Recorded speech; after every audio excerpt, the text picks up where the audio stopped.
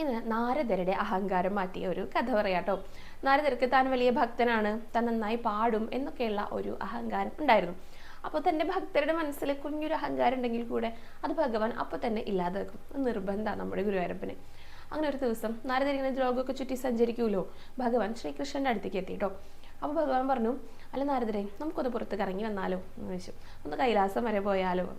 അപ്പോൾ നാരദർക്ക് നല്ല സന്തോഷമായി, കാരണം ഭഗവാനാണ് കൂടെ വിളിക്കുന്നത് നടക്കാനായിട്ടേ. അപ്പോൾ ശരിയാണ്, മഹാദേവനെ കണ്ടിട്ട് കുറേ നാളായി, നമുക്ക് ഒരുമിച്ച് പോകാം എന്ന് പറഞ്ഞിട്ട് രണ്ടുപേരും കൂടെ ഇറങ്ങി. കുറച്ച് ദൂരം കഴിഞ്ഞപ്പോൾ ദാഹിക്കാനായിട്ട് തുടങ്ങിട്ടോ. അപ്പോൾ ഇനിയിപ്പോൾ എന്താ ചെയ്യാന്ന് വെച്ചപ്പോൾ നാരദർ പറഞ്ഞു, ഞാനിവിടെ വല്ല സരസ്സുണ്ടോയെന്നൊന്ന് നോക്കട്ടെ എന്ന് പറഞ്ഞിട്ട് പോയി നോക്കിയപ്പോൾ ആശ്ചര്യം, അവിടെ ഒരു സരസ് ഉണ്ടായിരുന്നു. അങ്ങനെ വെള്ളം കുടിക്കാനായിട്ട് അവർ രണ്ടുപേരും അവിടേക്ക് പോയ സമയത്തുണ്ടോ അവിടെ സുന്ദരികളായിട്ടുള്ള സ്ത്രീകൾ നിൽക്കുന്നുണ്ടോ, അതിസുന്ദരികളായിട്ടാണ്. അപ്പോൾ അത്രയും പേര് നിൽക്കുന്നുണ്ടപ്പോൾ നാരദർ ഭഗവാന്റെ അടുത്ത് ചോദിച്ചു, ഇവരെന്താ ഇവിടെ വന്നിരിക്കണേ, നല്ല ഭംഗിയുണ്ടല്ലോ ഇവരൊക്കെ കാണാനായിട്ട് എന്ന് പറഞ്ഞപ്പോൾ ഭഗവാൻ പറഞ്ഞു, അങ്ങയുടെ പാട്ടൊക്കെ കേട്ടിട്ട് അങ്ങയിൽ ആരാധന ഉണ്ടായിട്ട് വന്നതായിരിക്കാം അവരങ്ങയെ കാണാനായിട്ട് എന്ന് പറഞ്ഞു. അപ്പോൾ നാരദന് അതിലും സന്തോഷമായിട്ടോ. എന്നാൽ നമുക്ക് വേഗം അവരുടെ അടുത്ത് പോയിട്ട് ചോദിക്കാം, വെള്ളമൊക്കെ കുടിച്ചിട്ട് എന്ന് പറഞ്ഞിട്ട് ഈ ഒരു വെള്ളം കുടിച്ച് അവരുടെ അടുത്തേക്ക് പോയി. നാരദനൊന്ന് സൂക്ഷിച്ച് നോക്കിയിട്ടോ, അവരെ ശ്രദ്ധിച്ച് നോക്കിയപ്പോൾ ഇവർ നല്ല സുന്ദരികളാണ് ഈ സ്ത്രീകളെല്ലാവരും. എന്നാലും എന്തൊക്കെയോ പോരായ്മകൾ അവർക്കുണ്ട്. അംഗവൈകല്യം പോലെ, ഒരാൾക്ക് കണ്ണിനാണ് പ്രശ്നം, ഒരാൾക്ക് മൂക്കിനെ, ഒരാൾക്ക് കയ്യിനെ, അങ്ങനെ എന്തെങ്കിലുമൊക്കെ ന്യൂനതകൾ അവർക്കുണ്ട്. എല്ലാം തികഞ്ഞവരായിരുന്നില്ല കേട്ടോ. അപ്പോൾ നാരദർ ചോദിച്ചു സംശയത്തോടെ ഭഗവാന്റെ അടുത്ത്.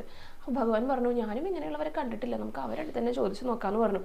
അങ്ങനെ നാരദർ സുന്ദരികളായിട്ടുള്ള സ്ത്രീകളോട് ചോദിച്ചു, അല്ലയോ സുന്ദരികളെ, നിങ്ങളെ കാണുമ്പോൾ നിങ്ങൾക്ക് എല്ലാവർക്കും എന്തോ ഒരു ശാപം കിട്ടിയ പോലെ ഓരോരുത്തർക്കും ഓരോരോ ന്യൂനതകളുണ്ടല്ലോ, അതെന്താ അങ്ങനെ, നിങ്ങൾ ആരാണെന്ന് ചോദിച്ചു. അപ്പോൾ അവർ പറഞ്ഞു, ഞങ്ങൾ രാഗിണികളാണെന്ന് പറഞ്ഞു. അതായത് കാപ്പി, തോടി, മോഹനം, കല്യാണി, സിന്ധു, ഭൈരവി, അങ്ങനെ രാഗങ്ങളുണ്ടല്ലോ, ആ രാഗിണികളാണ് ഞങ്ങളെ വികലമായി പാടിക്കൊണ്ട് ഒരാൾ ലോകം ചുറ്റി സഞ്ചരിക്കുന്നുണ്ട്, അദ്ദേഹം കാരണമാണ് ഞങ്ങൾക്ക് ഇങ്ങനെയുള്ള ന്യൂനതകൾ വന്നത് എന്ന് പറഞ്ഞു.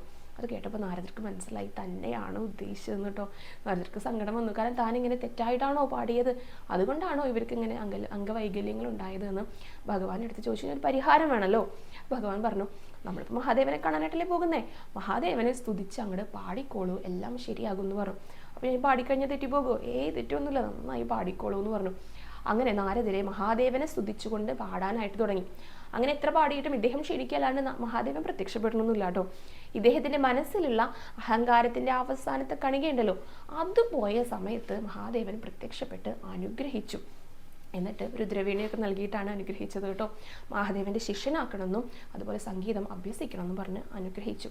അങ്ങനെ ഭക്തിസാന്ദ്രമായി അഹങ്കാരം ഒരു തരി പോലും ഇല്ലാതെ പാടിയതുകൊണ്ട് അവരുടെ ആ ഒരു അംഗവൈകല്യങ്ങളും മാറ്റിക്കൊടുത്തു. നാരദൻ്റെ അഹങ്കാരവും അതോടെ മാറി.